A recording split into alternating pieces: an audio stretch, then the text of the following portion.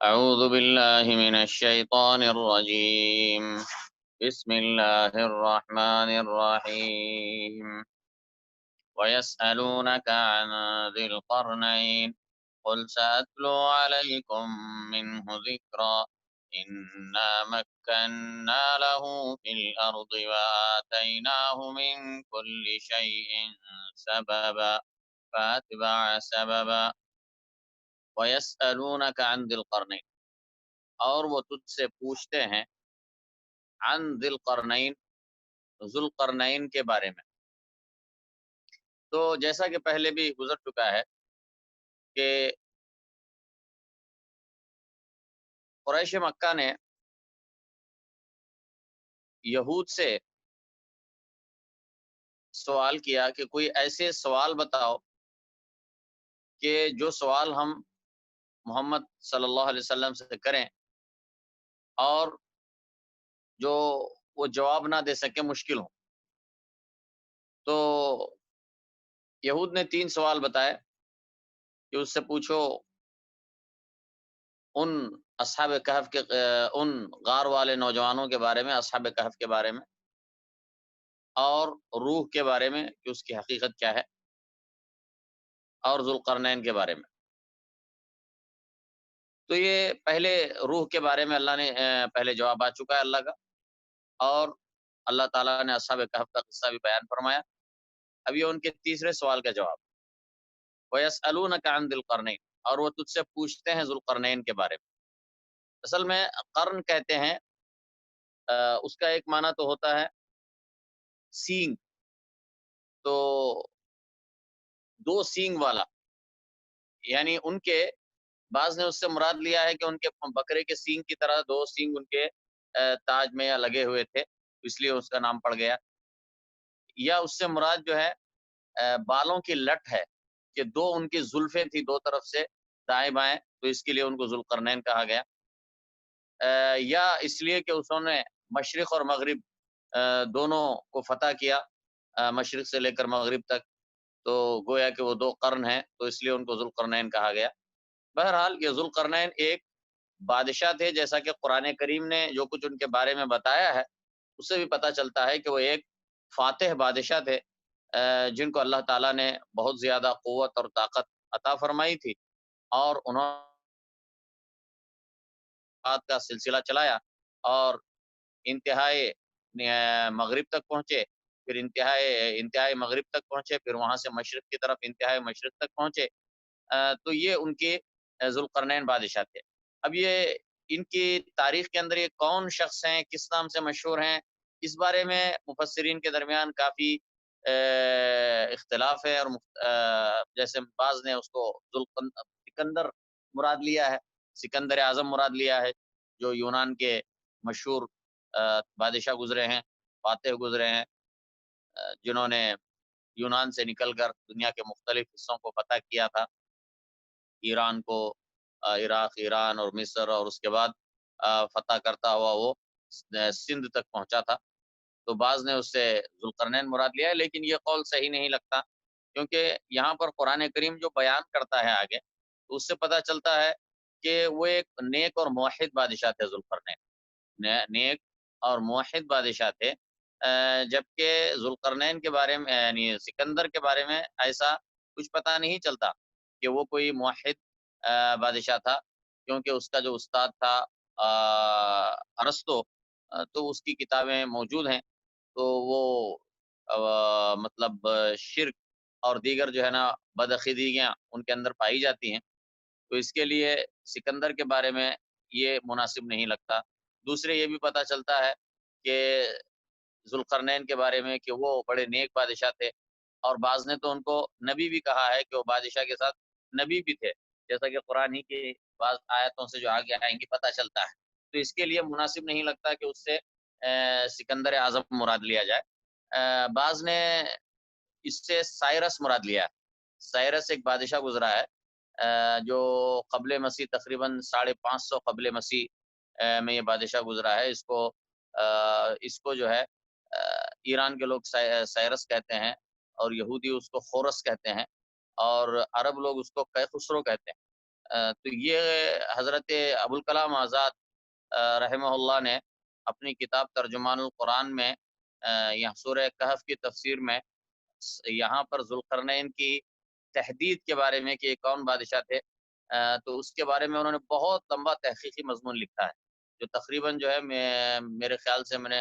جب طالب علمی کے زمانے میں بہت پہلے میں نے اس کو پڑھا تھا، تو میرے خیال سے قریب قریب اندازاً 150 صفحے کے قریب وہ مضمون ہے، جس میں بہت ہی تاریخی محققانہ بحث اس میں انہوں نے کی ہے، اور وہ پوری تحقیق سے اور زور سے یہ کہتے ہیں کہ ذوالقرنین سے مراد وہ سائرس بادشاہ ہے، جس کو عرب لوگ خسرو کہتے تھے،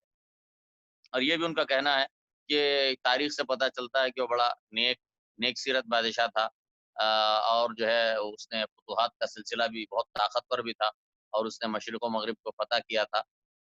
اور اس کے علاوہ انہوں نے یہ بھی کہا ہے کہ اس کا ایک 1838 میں ایسا کچھ جو ہے اس کا ایک مجسمہ نکلا ہے کھدائیوں میں، جس میں اس کے دو سر کے پاس اس طرح سینگ کی طرح اس کے مجسمے کے ساتھ بنے ہوئے ہیں دو سینگ، تو اس سے بھی ذوالقرنین جو نام ہے وہ بھی پتہ چلتا ہے۔ تو یہ ابوالکلام آزاد کی تحقیق ہے کہ اس سے سیرس بادشاہ مراد ہے۔ بہرحال یہ تاریخ میں کوئی بھی بادشاہ رہا ہو، لیکن بہرحال یہ ہے کہ جو عبرت کا پہلو ہے وہ اس سے ہمیں معلوم ہوتا ہے، جو قرآن ہمیں بتاتا ہے، جو آگے بات آ رہی ہے وہ اس سے واضح ہوتی ہے، چاہے ہمیں معلوم ہو کہ وہ کون بادشاہ تھا، معلوم ہو یا نہ معلوم ہو، اس سے زیادہ فرق نہیں پڑتا۔ تو وَيَسْأَلُونَكَ عَنْ ذِي الْقَرْنَيْنِ، اور وہ تجھ سے سوال کرتے ہیں ذوالقرنین بادشاہ کے بارے میں۔ قُلْ سَأَتْلُو عَلَيْكُمْ مِنْهُ ذِكْرًا، کہہ دے سَأَتْلُو عَلَيْكُمْ، ان قریب میں پڑھ کر سناؤں گا، علیکم تم پر، منہ اس میں سے، ذکرن کچھ ذکر، یعنی میں تمہارے سامنے اس کا کچھ تذکرہ بیان کرتا ہوں۔ اِنَّا مَكَّنَّا لَهُ فِي الْأَرْضِ، بے شک ہم نے تمکین عطا کی تھی، تمکین یعنی طاقت، بے شک ہم نے تمکین عطا کی تھی اس کو، فی الارض زمین میں، وآتیناہ اور ہم نے دیے تھے اسے، من کل شیء ہر ایک چیز کے، سبب اسباب، یعنی اللہ تعالیٰ نے اسے حضرت ذوالقرنین کو بہت طاقتور بادشاہ بنایا تھا، زمین کے اندر اللہ تعالیٰ نے انہیں تمکین عطا فرمائی تھی، اور ہر چیز کے اسباب عطا فرمائے تھے، اسباب یعنی ہر چیز کے اساس و سامان اور وسائل عطا فرمائے تھے، جن کی وجہ سے وہ کافی مضبوط بادشاہ بنے۔ فاتبع سببا، پھر وہ چلا ایک راستے پر، یعنی اس کے بعد وہ ایک سفر پر چلے، فتح کرتے ہوئے وہ آگے زمین میں آگے بڑھتے رہے، فاتبع سببا، پھر وہ چلا ایک راستے پر، حتی اذا بلا، تو پہلے جو سبب ہے من کل شیء سببا، وہاں پر اس سے مراد ہے اسباب اور وسائل، اور دوسری جگہ فاتبع سببا، یہاں پر دوسری جگہ پر یہاں پر مراد ہے راستہ، یعنی سفر کے دوران وہ ایک راستے پر چلے، فاتبع سببا، پھر وہ چلا ایک راستے پر، حتی یہاں تک کہ اذا بلغ مغرب الشمس، یہاں تک کہ جب وہ پہنچا سورج کے غروب ہونے کی جگہ، یعنی مغرب کی طرف ان کا سفر رہا، مغرب کی سمت وہ فتح کرتے ہوئے آگے بڑھتے گئے، یہاں تک کہ مغرب کی سمت پورا آخری حد تک پہنچے، حتی اذا بلغ مغرب الشمس، یہاں تک کہ جب وہ پہنچا سورج کے ڈوبنے کی جگہ، وجدہا تغرب، تو اس نے پایا اس کو، تغرب غروب ہوتا ہوا، انہوں نے پایا اس کو یعنی سورج کو، تغرب کہ وہ غروب ہوتا ہے، فی عین حمیہ، ایک چشمے میں، حمیۃ کیچڑ والا، یعنی تو آخر میں فتح کرتے ہوئے جب بالکل مغربی سمت میں بالکل آخری کونے تک پہنچے، تو دیکھا کہ سورج ڈوب رہا ہے ایک چشمے میں، اور وہ چشمے کی صفت یہ تھی حمیہ، کہ کیچڑ والا، یعنی پانی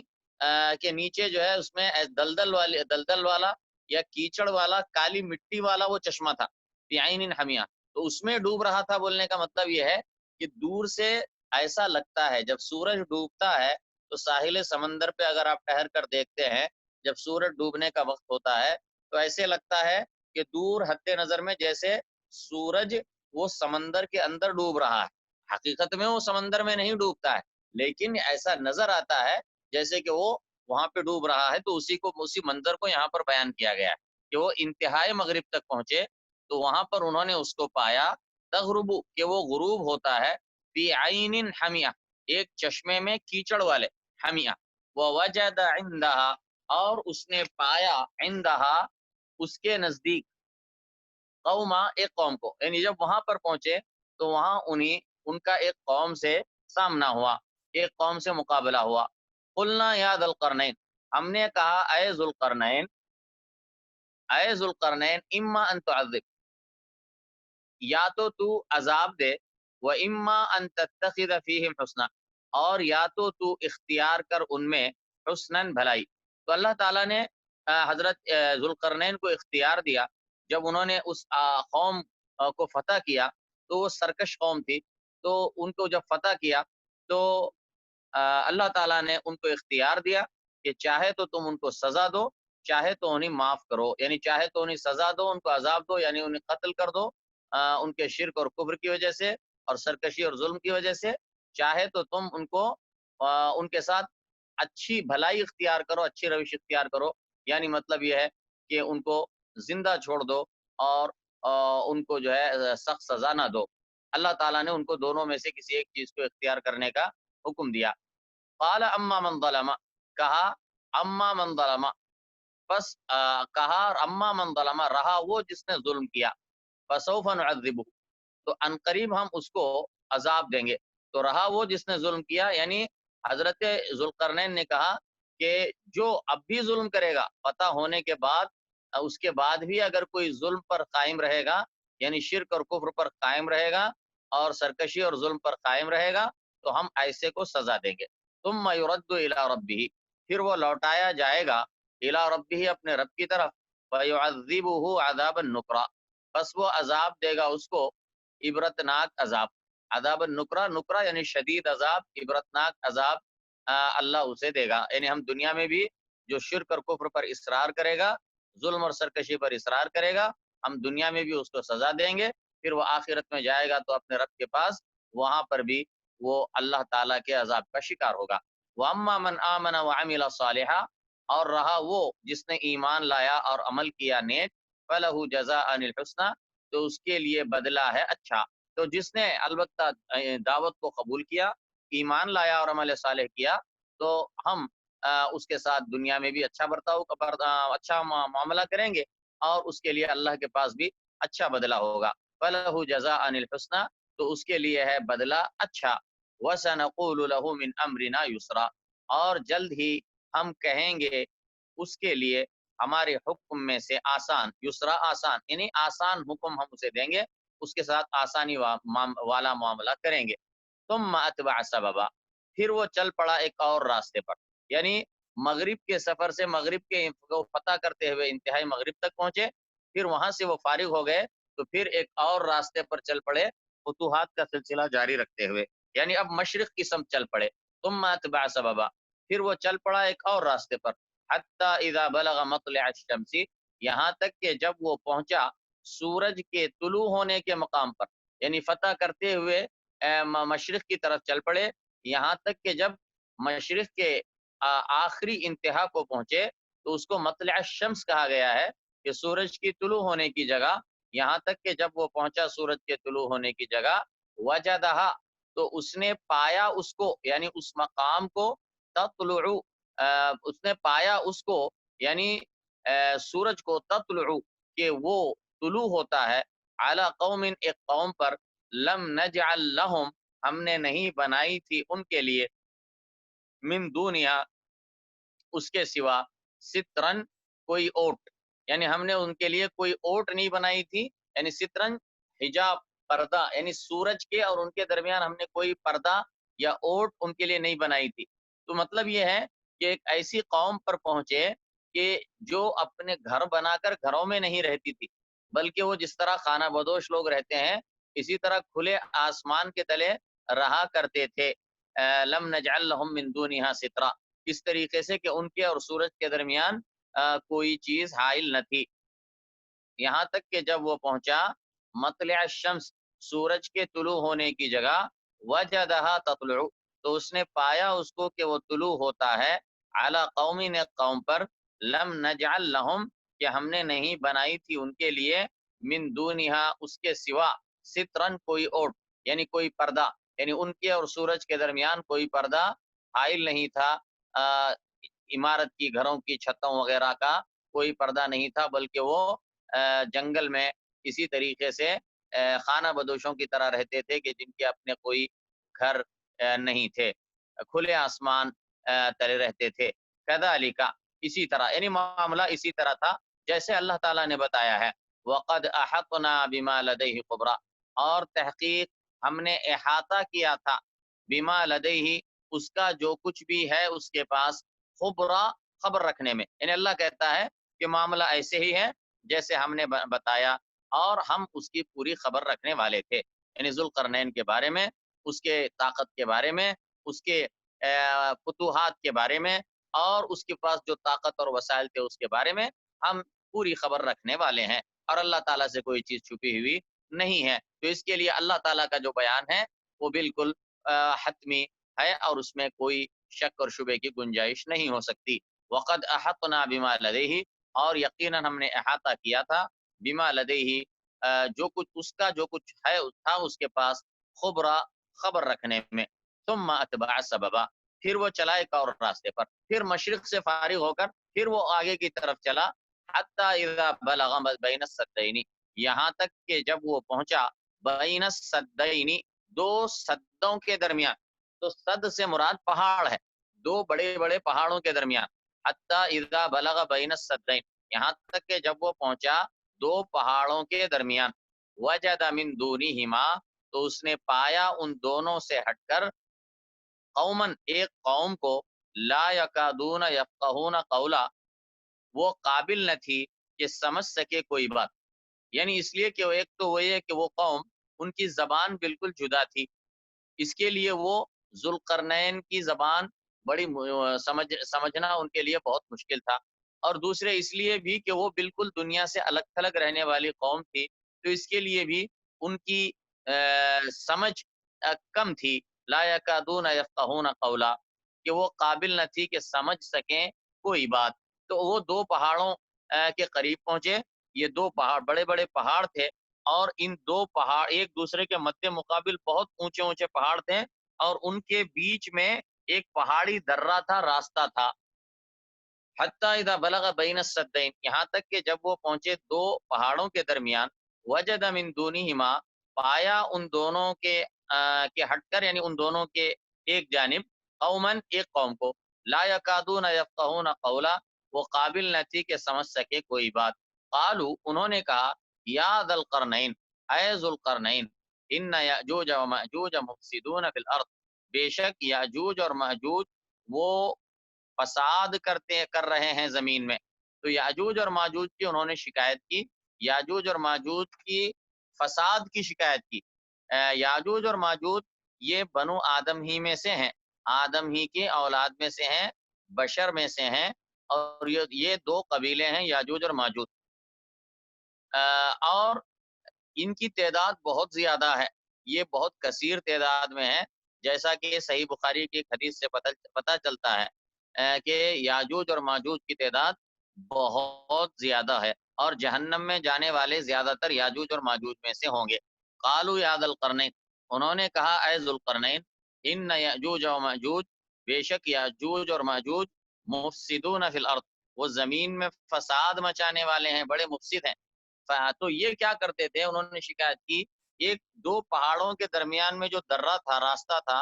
کھلا ہوا تو اس کے ایک طرف ادھر کو یہ قوم رہتی تھی جس کا ذکر یہاں پر آیا ہے اور اس کے دوسری جانب وہ یاجوج اور ماجوج کا مسکن تھا اور یہ یاجوج اور ماجوج جو بڑی مفسد قوم تھے اور وہ اس درے سے ہو کر اس قوم تک پہنچتے تھے اور یہاں پر فساد کرتے تھے اور یہاں پر ان کے کھیتیاں برباد کرتے تھے اور فساد کرتے تھے تو انہوں نے اس قوم نے ذوالقرنین کو دیکھا کہ بڑے طاقتور اور بڑے نیک اور بادشاہ ہیں تو انہوں نے ان سے گزارش کی کہ وہ کچھ انتظام ایسا کر دیں کہ یاجوج اور ماجوج ان کے ملک میں داخل ہو کر فتنہ اور فساد آگے نہ کر سکیں۔ تو انہوں نے کہا یقالو یا ذوالقرنین، انہوں نے کہا اے ذوالقرنین، ان یاجوج و ماجوج، بے شک یاجوج اور ماجوج مفسدون فی الارض، وہ مفسد ہیں زمین میں، فہل نجعل لک خرجا، بس کیا ہم بنا دیں تیرے لیے یا مقرر کر دیں تیرے لیے، خرجن خراج یعنی کوئی اجرت، تیرے لیے ہم بنا دیں تیرے لیے کوئی اجرت، علی ان تجعل بیننا و بینہم سدا، اس کام پر کہ تو بنا دے ہمارے اور ان کے درمیان ایک آڑ، ایک اور سد بنا دے، یعنی ان کے یہ جو بیچ میں دو پہاڑوں کے درمیان جو خالی درہ ہے، اس درے کو بند کر کے ان کے اور ہمارے درمیان ایک سد کھڑی کر دے، ایک مضبوط دیوار کھڑی کر دے، کہ تاکہ وہ ہم پر حملہ آور نہ ہو سکیں اور فساد نہ کر سکیں۔ قال، تو کہا یعنی ذوالقرنین نے، ما مکنی فیہ ربی خیر، جو کچھ طاقت دی ہے مجھ کو اس میں میرے رب نے، خیر و بہتر ہے۔ تو ذوالقرنین بادشاہ جیسا کہ پتہ چلتا ہے وہ نیک بادشاہ تھے، نیک سیرت بادشاہ تھے، اور پیسے کی طمع اور لالچ ان کو نہیں تھی۔ تو انہوں نے اس قوم سے کہا کہ مجھے اللہ نے جو کچھ عطا فرمایا ہے وہ بہتر ہے، مجھے تم سے کوئی اجرت اور اس کام کی اجرت اور پیسہ مجھے نہیں چاہیے، بس میری مدد کرو قوت سے۔ قال ما مکنی فیہ ربی خیر، اس نے کہا جو کچھ طاقت دی ہے مجھے اس میں میرے رب نے، خیر و بہتر ہے، فاعینونی بقوہ، بس تم میری مدد کرو، بقوت قوت کے ذریعے، یعنی طاقت کے ذریعے، یعنی تم میرا ساتھ دو، اپنی جسمانی طاقت کے ذریعے سے میرا ساتھ دو، تاکہ میں تمہارے اور ان کے درمیان ایک صد بنا دوں۔ فاعینونی بقوہ، بس تم میری مدد کرو، بقوت قوت سے، اجعل بینکم و بینہم ردما، تاکہ میں بنا دوں تمہارے اور ان کے درمیان ردما، ایک دیوار، ردمن سے مراد ایک مضبوط دیوار، یعنی اس درے کو بند کر دیں گے اس دیوار سے، تو دونوں پہاڑ مل جائیں گے اور پھر وہ ان کے اوپر حملہ آور نہیں ہو سکیں گے۔ آتونی زبر الحدید، لاؤ میرے پاس زبر الحدید، لوہے کی تختیاں، زبر کہتے ہیں زبرتن کی جمع تختی، الحدید لوہا، یعنی مجھے دو لوہے کی تختیاں، لوہا کی تختیاں لا کے دو، حتی، تو انہوں نے لوہے کی تختیوں سے اس جگہ کو، اس درے کو بند کر دیا، ایک کے اوپر ایک تختی رکھتے گئے، یہاں تک کہ پوری دونوں پہاڑی کے چوٹیوں تک گئے، اور دونوں کو جو ہے بیچ میں جو راستہ تھا، درہ تھا، اسے پوری طرح لوہے کی تختیوں سے بند کر دیا۔ حتی اذا ساوا بین الصدفین، یہاں تک کہ جب اس نے برابر کر دیا، ساوا یساوی مساواتن، یعنی برابر کر دیا، یعنی دونوں پہاڑوں کے بیچ میں سے جو جگہ ہے اس میں تختیاں رکھتے رکھتے اس کو اونچا کرتے گئے، یہاں تک کہ وہ دونوں پہاڑوں سے اس کو برابر کر دیا، ملا دیا۔ حتی اذا ساوا، یہاں تک کہ جب اس نے برابر کر دیا، بین الصدفین، دونوں کناروں کو، یعنی اس کے دونوں کناروں کو، صدف کہتے ہیں کنارہ کو، برابر کر دیا، قال انفقوا، کہا تم پھونکو، یعنی اس میں آگ لگاؤ اور پھونکو، زور سے آگ جلاؤ، قال انفقوا، کہا پھونکو، حتی اذا جعلہ نارا، یہاں تک کہ جب اس نے بنا دیا اس کو آگ، تو اس میں آگ لگائی، یہاں تک کہ وہ پورا لوہا جو تھا وہ پورا آگ کا ایک ٹکڑا بن گیا، بڑا ٹکڑا، حتی اذا جعلہ نارا، یہاں تک کہ جب اس نے بنا دیا اسے آگ، قال آتونی افرغ علیہ قطرہ، کہا مجھے دے دو، افرغ علیہ قطرہ، کہ میں اونڈیل دوں، افرغ یفرغو کہتے ہیں کوئی چیز کو ڈالنا، اونڈیلنا، جیسے پانی ڈالتے ہیں نیچے اوپر سے کھیتی سے اس طرح ڈالتے ہیں تو کہتے ہیں افرغ یفرغو، ڈالنا یا اونڈیلنا، کہا مجھے دو، میں اونڈیل دوں گا ان پر، اس پر، افرغ میں اونڈیل دوں گا، علیہ اس پر، یعنی اس لوہے کی تختیوں کی تختیوں کو جس کو گرمایا گیا تھا اس کے اوپر پھر میں ڈال دوں گا قطرہ، پگھلا ہوا تانبا، قطرہ کہتے ہیں پگھلا ہوا تانبا، یعنی اس کی مزید مضبوطی کے لیے اس کے اوپر پگھلا ہوا تانبا ڈال دیا۔ اب یہ اس کے بعد کیا ہو گیا، ایک مضبوط دیوار بن گئی، لوہے کی مضبوط دیوار بن گئی، کہ جس کو نہ وہ چڑھ سکتے تھے جس پر، اور نہ اس میں سوراخ کر سکتے تھے۔ فمستطاعوا، پھر وہ طاقت نہ رکھ سکے، ان یظہروہ، کہ وہ چڑھ سکیں اس پر، ظہر یظہرو کا مطلب چڑھنا، بس وہ استطاعت نہ رکھ سکے کہ وہ چڑھیں اس پر، وما استطاعوا لہ نقبا، اور وہ طاقت نہ رکھ سکے اور نہ ہی وہ طاقت رکھ سکے لہو نقبہ اس کے اندر نقب لگانے کی. نقب لگانے سے مراد نہ اس میں وہ سوراخ کر سکتے تھے اور نہ ہی اس پر چڑھ سکتے تھے. تو اب یاجوج اور ماجوج کے لیے راستہ بند ہو گیا. وَمَا اسْتَطَاعُوا لَهُ نَقْبًا قَالَ هَذَا رَحْمَةٌ مِّن رَّبِّي کہا یہ رحمت ہے میرے رب سے. تو جب یہ اتنے بڑے اہم کام سے فارغ ہو گئے تو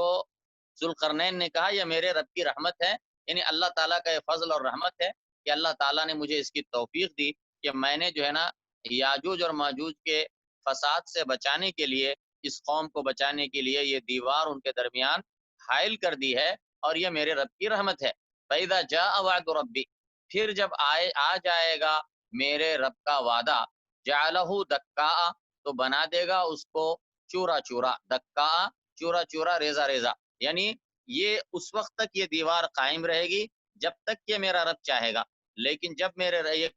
خاص وقت مقرر ہے، اسی کو کہا گیا فَإِذَا جَاءَ وَعْدُ رَبِّي بس جب آئے گا میرے رب کا وعدہ، یعنی وہ مخصوص وقت جو اللہ نے مقرر کر رکھا ہے، وہ جب وقت آئے گا تو یہی جو مضبوط دیوار ہے وہ ریزا ریزا ہو جائے گی اور چٹیل میدان بن جائے گی اور زمین بوس ہو جائے گی یہ پوری دیوار، لوہے کی دیوار. فَإِذَا جَاءَ وَعْدُ رَبِّي پھر جب آئے گا میرے رب کا وعدہ، جَعَلَهُ دَكَّاءَ تو بنا دے گا اس کو چورا چورا. تو اب یہ جو احادیث میں پتہ چلتا ہے کہ عیسیٰ علیہ السلام کے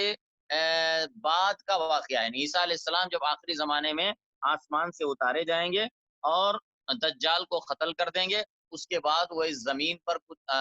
رہیں گے اور مومنوں کے امیر بن کر رہیں گے. اور ایسے موقع اسی عیسیٰ علیہ السلام کی موجودگی کے زمانے میں یاجوج اور ماجوج نکلیں گے اور وہ دیوار توڑ کر زمین پر ایک سیلاب کی طرح جو ہے وہ فتنہ اور فساد مچاتے ہوئے آگے بڑھتے جائیں گے اور ان کے مقابلے کی مومنوں میں طاقت نہیں ہوگی. تو یہاں تک کہ عیسیٰ علیہ السلام جیسا کہ حدیث میں آیا ہے اہل ایمان کو لے کر پہاڑ کی چوٹی پر پناہ لیں گے، یہاں تک کہ اور پھر اللہ سے دعا کریں گے. اللہ تعالیٰ ایک وبا بھیجے گا جو ان کی گردنوں کے پیچھے ایک کیڑے کی شکل میں ان کے ایک کیڑا نکلے گا اور اس سے وہ سارے کے سارے یاجوج اور ماجوج ہلاک ہو جائیں گے ایک ہی وقت میں. فَإِذَا جَاءَ یہ اللہ کی قدرت سے ہوگا. فَإِذَا جَاءَ وَعْدُ رَبِّي بس جب آ جائے گا میرے رب کا وعدہ، یعنی جب وہ وقت آئے گا، جَعَلَهُ دَكَّاءَ تو اس کو بنا دے گا چورا چورا. وَكَانَ وَعْدُ رَبِّي حَقًّا اور ہے میرے رب کا وعدہ سچا. وَتَرَكْنَا بَعْضَهُمْ يَوْمَئِذٍ يَمُوجُ فِي بَعْضٍ اور ہم چھوڑ دیں گے ان میں سے بعض کو اس دن، یومئذ اس دن، یموجو کہ وہ گڈمڈ ہوں گے، فی بعض بعض میں، وَنُفِخَ فِي الصُّورِ یعنی اس وقت حال یہ ہوگا کہ جب وہ نکلیں گے، جب ان کا سیلاب کی طرح نکلیں گے تو لوگ ایک دوسرے میں گڈمڈ ہو جائیں گے. وَنُفِخَ فِي الصُّورِ اور پھونکا جائے گا سور میں. یعنی اس کے بعد پھر آگے جو ان کے مرحلے کے بعد یہ قیامت کے قریب کی نشانیوں میں سے ہے، تو آگے پھر وہ مرحلہ بہت جلد آ جائے گا جب سور میں پھونکا جائے گا اور قیامت برپا ہوگی. وَنُفِخَ فِي الصُّورِ اور پھونکا جائے گا سور میں، فَجَمَعْنَاهُمْ جَمْعًا پھر ہم جمع کر دیں گے ان سب کو جمع کرنا. وَعَرَضْنَا جَهَنَّمَ يَوْمَئِذٍ لِّلْكَافِرِينَ عَرْضًا اور ہم پیش کر دیں گے جہنم کو اس دن، للکافرین کافروں کے سامنے، عرضا پیش کرنا. الذین کانت اعینہم فی غطاء عن ذکری وہ لوگ کہ جن کی آنکھیں غفلت میں تھیں. غطا کہتے ہیں پردے کو، یا اسی طرح غطا کہتے ہیں ڈھکن کو. آپ جو کوئی بوتل لیتے ہیں اس کے اوپر ایک ڈھکن سے بند ہوتا ہے تو وہ بھی کیا ہے، اس کا غطا ہے، یعنی پردہ یا حائل یا رکاوٹ، اس کو جو ہے غطا کہتے ہیں. تو یہاں پر غفلت کی دیوار مراد ہے، غفلت کا پردہ. الذین کانت اعینہم فی غطاء عن ذکری وہ لوگ کہ جن کے آنکھیں پردے میں تھیں یا غفلت میں تھیں، عن ذکری میرے ذکر سے، یعنی اللہ کے ذکر سے وہ غافل تھے. وَكَانُوا لَا يَسْتَطِيعُونَ سَمْعًا اور وہ استطاعت نہیں رکھتے تھے سننے کی، یعنی وہ اس قدر اللہ سے غافل تھے، اس قدر اللہ سے دور تھے کہ وہ حق کا تذکرہ سن تک نہیں سکتے تھے، خیر کی بات وہ سننے کے متحمل بھی نہیں ہوتے تھے. توحید کا ذکر آتا تھا تو وہ بدکے ہوئے گدھوں کی طرح بھاگ جاتے تھے. وَكَانُوا لَا يَسْتَطِيعُونَ سَمْعًا اور وہ استطاعت نہیں رکھتے تھے سننے کی. أَفَحَسِبَ الَّذِينَ كَفَرُوا کیا پس سمجھا ہے کافروں نے، ان يتخذوا عبادی من دونی اولیاء کہ وہ بنا لیں گے میرے بندوں کو من دونی میرے سوا اولیاء اولیاء، یعنی یہ ان بندوں کے بارے میرے بندوں کو بنا لیں، تو اس سے مراد وہ اللہ کے نیک بندے ہیں، جیسے انبیاء کرام ہیں، اولیاء اعظام ہیں، یا فرشتے ہیں، کہ جن کی مشرک عبادت کرتے ہیں، جن کی یعنی اللہ کے وہ نیک بندے کہ جن کی مشرکین عبادت کرتے ہیں، تو وہ مراد ہے۔ کر اللہ کرا کیا پس سمجھ رکھا ہے کافروں نے ان یتخذوا عبادی، کہ وہ بنا لیں گے میرے بندوں کو، ہاں یعنی میرے نیک بندوں کو جن کی وہ عبادت کرتے ہیں، جیسے عیسائی ہیں، وہ حضرت عیسیٰ علیہ السلام کی عبادت کرتے ہیں، وہ اللہ حضرت عیسیٰ علیہ السلام اللہ کے نیک بندے ہیں، وہ اللہ کے نبی اور رسول ہیں، باقی جو یہ ان کی عبادت کر رہے ہیں وہ تو مشرک اور کافر ہیں۔ تو کیا پس گمان کیا ہے کافروں نے کہ وہ بنا لیں گے میرے بندوں کو من دونی میرے سوا اولیاء اولیاء دوست، یعنی کیا وہ یہ مشرک اور کافر میرے ان بندوں کی عبادت کر کے، مجھے چھوڑ کر میرے ان بندوں کی عبادت کر کے یہ سمجھ رہے ہیں کہ وہ ان کو اپنا دوست بنا لیں گے اور یہ ان کے دوست بن کر ان کی کل قیامت کے دن حمایت اور حفاظت کریں گے؟ ایسا نہیں ہو سکتا، کیونکہ یہ ہمارے نیک بندے مشرکوں کے حامی اور مددگار نہیں ہوں گے۔ افحسب الذین کفروا، کیا پس گمان کیا ہے کافروں نے ان یتخذوا عبادی، کہ وہ بنا لیں میرے بندوں کو من دونی میرے سوا اولیاء اولیاء، انا اعتدنا جہنم للکافرین نزلا، بے شک ہم نے تیار کی ہے، اعتدنا بے شک ہم نے تیار کی ہے، جہنم جہنم کو، للکافرین کافروں کے لیے کہتے ہیں جو آدمی میزبان اپنے مہمان کے لیے جو مہمان نوازی کا سامان تیار کرتا ہے اس کو نزل کہتے ہیں، تو مہمانی کا سامان یا میزبانی کا سامان، مہمان نوازی والا سامان، تو بے شک ہم نے تیار کی ہے جہنم کو، تیار کیا ہے جہنم کو للکافرین کافروں کے لیے، نزلن بطور مہمانی کے، یعنی یہ کافر جب قیامت میں جائیں گے تو اللہ تعالیٰ نے ان کی مہمان نوازی کے لیے، ان کی میزبانی کے لیے بھڑکتی ہوئی جہنم تیار کر رکھی ہے، والعیاذ باللہ۔ قل هل ننبئکم بالاخسرین اعمالا، کہہ دے کیا ہم تم کو بتا دیں بالاخسرین اعمالا، زیادہ خسارہ اٹھانے والوں کے بارے میں، اعمالا اعمال کے اعتبار سے، تو اللہ کہتا ہے کہ نبی ان سے پوچھ کیا ہم تم کو ان لوگوں کے بارے میں نہ بتائیں کہ جو اعمال کے اعتبار سے سب سے زیادہ نقصان اٹھانے والے ہوں گے، یعنی یہ ایسے لوگ کہ جو اعمال کریں گے لیکن ان کے اعمال سے انہیں کوئی فائدہ نہیں ہوگا بلکہ انہیں خسارہ ہی خسارہ ہوگا، ان کے اعمال سے انہیں کچھ فائدہ ہونا تو دور کی کے حق میں باعث حسرت بن جائیں گے، خسارے کا سبب بن جائیں گے، تو کیا ایسے لوگوں کے بارے میں ہم تمہیں نہ بتائیں؟ الذین ضل سعیہم فی الحیات الدنیا، وہ لوگ ضل سعیہم کہ گم ہو گئی یا ضائع ہو گئی، غلہ گم ہو گئی، غائب ہو گئی، ضائع ہو گئی، رائگاں ہو گئی، الذین ضل سعیہم وہ لوگ کے ضائع ہو گئی، سعیہم ان کی کوشش، ان کی محنت، فی الحیات الدنیا حیات دنیا میں، وہم یحسبون اور وہ گمان کرتے رہے، انہم یحسنون صنعا کہ بے شک وہ کرتے ہیں نیک کام، کہ وہ نیک کام کرتے ہیں، یعنی یہ جو خسارہ اٹھانے والے لوگ ہیں وہ لوگ ہیں کہ جن کی ساری محنت دنیاوی زندگی میں جو انہوں نے کام کیا تھا، محنت کی تھی، عمل کیا تھا، سب ضائع ہو گیا، جبکہ وہ دنیا میں عمل کر کے یہ سمجھ رہے تھے کہ وہ اچھا کام کر رہے ہیں، جبکہ انہوں نے کوئی اچھا کام وہ نہیں کر رہے تھے، تو اس سے مراد یہ مشرکین بھی ہیں، کافر بھی ہیں، بدعتی بھی ہیں، جو عمل تو کرتے ہیں لیکن وہ عمل کیا ہوتا ہے، درست نہیں ہوتا ہے، تو ان کا وہ عمل ضائع ہو جائے گا، اور قیامت کے دن جب جائیں گے تو ان کے لیے ان کا عمل باقی نہیں رہے گا، تو وہ دنیا میں تو یہ سمجھ رہے تھے کہ وہ ٹھیک کر رہے ہیں، درست کر رہے ہیں، اچھا ہی کر رہے ہیں، اپنے ذام میں یہ سمجھ رہے تھے، لیکن حقیقت میں بات ایسی نہیں تھی، کہ ان کی ساری محنت اور ساری جو جد و جہد تھی وہ ساری کی ساری دنیاوی زندگی میں ضائع ہو گئی، الذین ضل سعیہم فی الحیات الدنیا، وہ لوگ کہ ضائع ہو گئی ان کی کوشش اور محنت، فی الحیات الدنیا دنیاوی زندگی میں، وہم یحسبون انہم یحسنون صنعا جبکہ وہ یہ گمان کرتے رہے کہ بے شک وہ اچھا کام کر رہے ہیں، اولئک الذین کفروا بآیات ربہم ولقائہ، وہی لوگ ہیں جنہوں نے کفر کیا بآیات ربہم، اپنے رب کی آیتوں کا، ولقائہ اور اس کی ملاقات کا، فحبطت اعمالہم، پس رائے گاں ہو گئے ان کے اعمال، فحبطت پس ضائع ہو گئے، رائے گاں ہو گئے، بیکار ہو گئے، اعمالہم ان کے اعمال، فلا نقیم لہم یوم القیامت وزنا، پس پھر ہم قائم نہ کریں گے ان کے لیے قیامت کے دن کوئی وزن، یعنی ان کے اعمال کا کوئی وزن نہ ہوگا، ان کے اعمال بیکار ہو جائیں گے، ان کا قیامت کے پلڑے میں، قیامت کے دن میزان میں ان کے اعمال کا وزن تک نہ ہوگا۔ یہاں پر دیکھیں نیچے حدیث ہے، پس ہم نہیں قائم کریں گے ان کے لیے قیامت کے دن کوئی وزن۔ ابو ہریرہ رضی اللہ عنہ سے روایت ہے کہ رسول اللہ صلی اللہ علیہ وسلم نے فرمایا، البتہ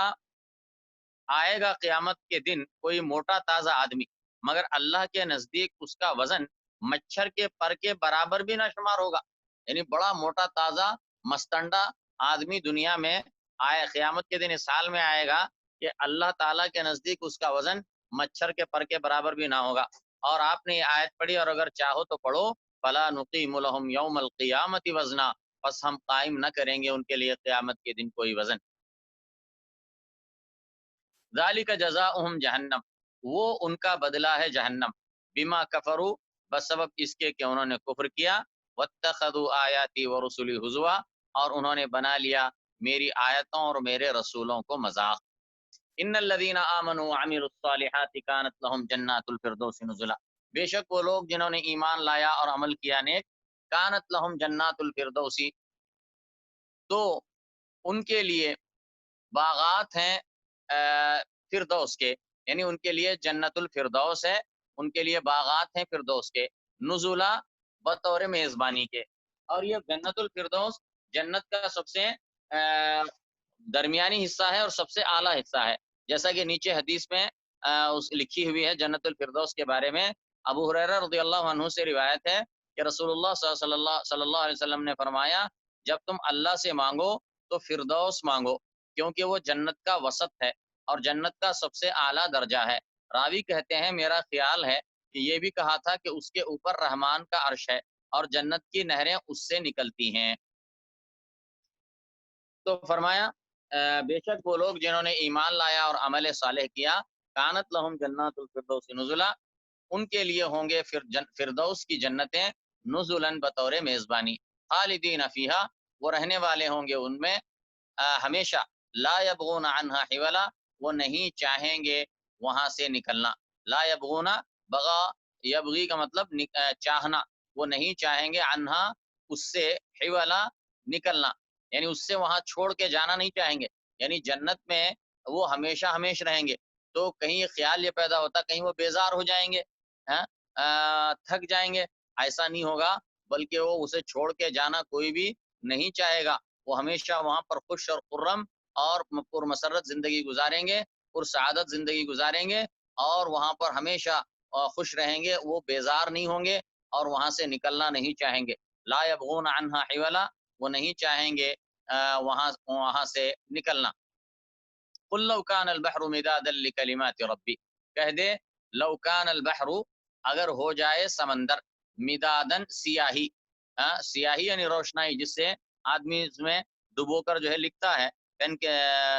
پین میں جو داخل کی جاتی ہے روشنائی، پھر اس سے وہ قلم سے لکھتا ہے، تو اس کو کہتے ہیں مداد، روشنائی یا سیاہی۔ کہہ دے اگر ہو جائے سمندر ساری سیاہی، لکلمات ربی، میرے رب کے کلمات کے لیے، یعنی رب کے کلمات کے لیے سے مراد ایک تو یہ ہے کہ رب کی حمد، رب کی تعریف، رب کی حکمتوں کا بیان، رب کی قدرت کا بیان، تو یہ ساری کلمات، رب کی حمد اور تسبیح والے کلمات اگر لکھنا شروع کر دیے جائیں تو سارے سمندر ختم ہو جائیں گے، لیکن رب کے کلمات ختم نہیں ہوں گے۔ یا پھر کلمات ربی سے مراد یہ ہے کہ رب کی باتیں، یعنی رب کے جو پاس جو علم ہے اور رب کی باتیں جو ہیں، اگر وہ اس کو لکھنا شروع کیا جائے تو سارے سمندر سوکھ جائیں گے، لیکن رب کے کلمات ختم نہیں ہوں گے۔ قل لو کان البحر، کہہ دے اگر ہو جائے سمندر، مدادا لکلمات ربی، سیاہی میرے رب کے کلمات کے لیے، لنفد البحر، تو ضرور ختم ہو جائے گا سمندر، نفد ینفد، ختم ہو جانا، تو ضرور ختم ہو جائے گا سمندر، قبل ان تنفدا، قبل اس کے کہ ختم ہو، کلمات ربی، کلمات میرے رب کے، ولو جئنا بمثلہ مددا، اور اگرچہ کہ ہم اور اگرچہ ہم لے آئیں اسی کے برابر مدد کو، یعنی اس سمندر کے ختم ہو جائے گا، پھر اسی کے برابر مزید سمندر بھی لا دیا جائے، پھر وہ بھی استعمال میں آ جائے، تب بھی جو ہے اللہ تعالیٰ کے کلمات ختم نہیں ہوں گے۔ سبحان اللہ۔ وَلَوْ جِئْنَا بِمِثْلِهِ مَدَدًا، اور اگرچہ کہ ہم لے آئیں اس کے برابر سمندر مدد کو۔